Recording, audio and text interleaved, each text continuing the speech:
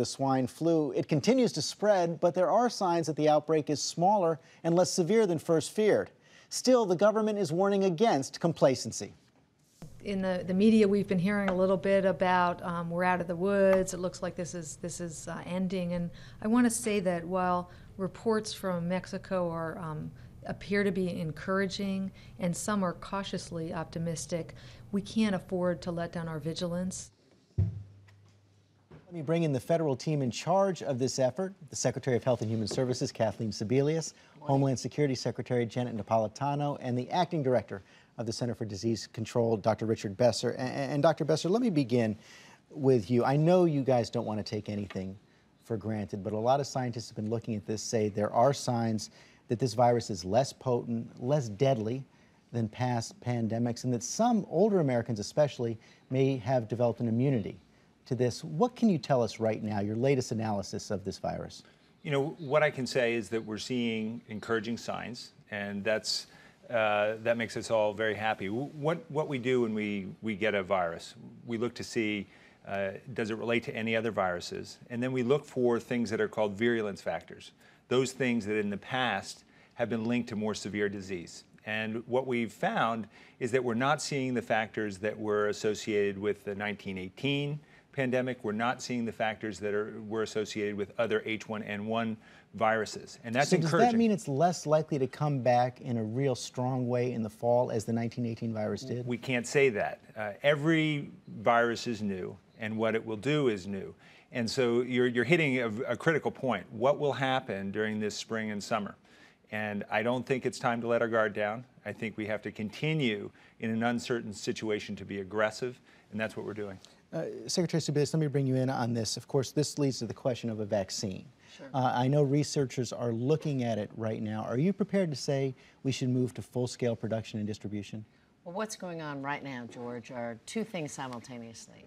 We know that seasonal flu, year in and year out, hits millions of Americans. 200,000 people end up in the hospital, and about 36,000 people die every year. So we are ramping up and accelerating the production of seasonal flu vaccines to make sure that we kind of clear the decks. At the same time, one of the first actions taken by the Department of Health and Human Services was to bring together the scientists, the National Institutes of Health, the Center for Disease Control, along with the folks at Food and Drug Administration who have the oversight, with the manufacturers to begin the process to develop a vaccine for H1N1. They've identified a virus, it's being grown and tested as we speak, and ultimately the scientists will tell us whether or not production of that vaccine makes sense. And isn't there a trade-off there? I mean, you don't want to switch to production of the H1N1 vaccine because that could crowd out the ability to produce the seasonal flu vaccine. Well, the good news is we're in the right seasonal time. We can accelerate the seasonal flu vaccine, which we're doing right now, to be prepared and ready for what we know will hit this fall and winter. At the same time, we are in the stages of growing the virus, testing it, and we can be ready to do both simultaneously. This isn't an either-or. Secretary Napolitano, the government has given out guidance for the schools on what they should be doing. If someone, as I understand it, is infected in a school or there's more than one case in a school, the school should close for up to 14 days. But you have not yet given out formal guidance on what offices, factories, and other workplaces should do. What should they be doing?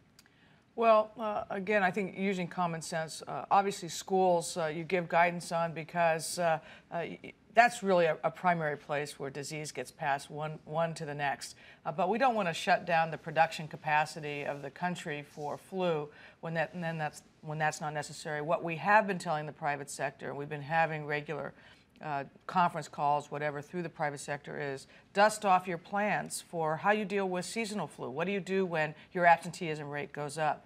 What do you do for telecommuting, for example? What do you do to make sure that if you have to restrict some production, you move it to some places or concentrate it in some places as opposed to others? You know, every business owner has a different way of handling this. The number one thing is for people who are sick not to go to work.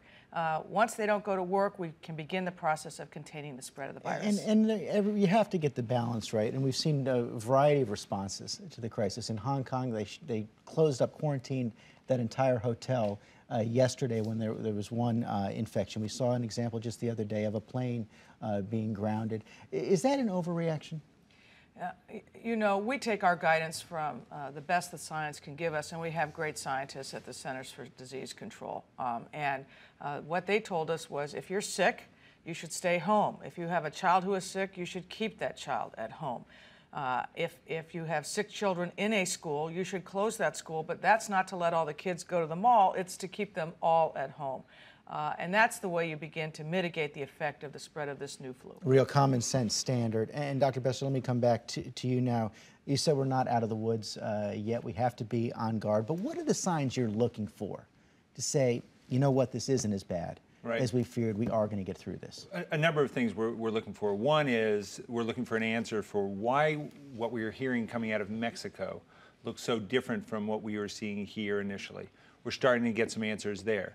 Here around the country, what we're looking for is how easily does this spread, and what is the severity of disease? And we're getting answers to that as well. And it's not spreading that easily, right? Well, it is spreading. It's spreading quite easily. And we have 160 reported cases, 21 states. We expect today that we're going to be confirming cases in far more states than that. So it does spread very easily. The word out of New York City, where they had a school cluster, is it spread very rapidly through that school. But what they were seeing was disease that was not that severe.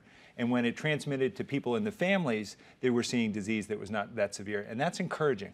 Secretary Sebelius, President Obama often talks about the problems he inherited from the past administration. He's not shy about that at all. Yet President Bush and his team did develop a national strategy for influenza coming out of the whole avian flu experience. Is this an example where the Obama administration inherited a solution from the Bush administration? And is the strategy you're following now rooted in the Bush strategy?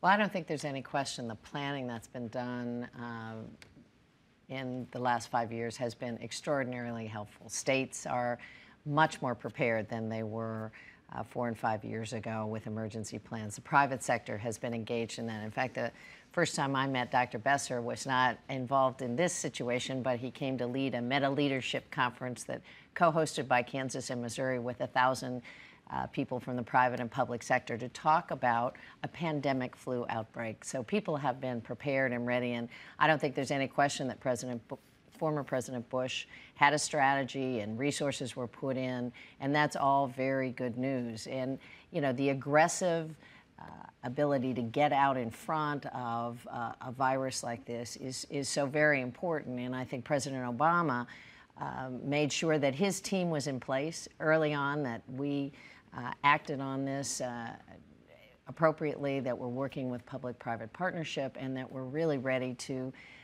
do what it takes to keep the American public safe and secure, which is the #1 priority. That hasn't meant, Secretary Napolitano, you've been immune from criticism.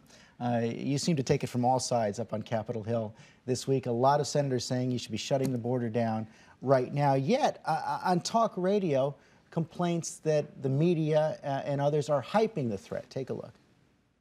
You look at the degree and the level to which the media is elevating this to a panic. And you have to say, why? Well, because this is the kind of thing, create crisis and panic, and it just has more people clamoring for the government to do something, for the government to fix it. Government overreach is the charge. What's the response? Oh, no, not at all. When you think about where we were a week or 10 days ago, we had a new strain of flu. We didn't really know what its lethality was going to be. We didn't know how quickly it was going to move. And so we had to move, because once you get behind flu, you can't catch up. You have to get ahead of it. And we took as our #1 guide, what do the doctors tell us to do to act for the safety of the American people? Now, as we go through it every day, we can adjust because they know a little more, particularly they know a little more about what actually happened in Mexico.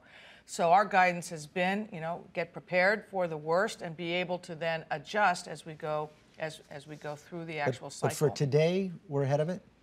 Today we have done, I think, everything that we could do, yes.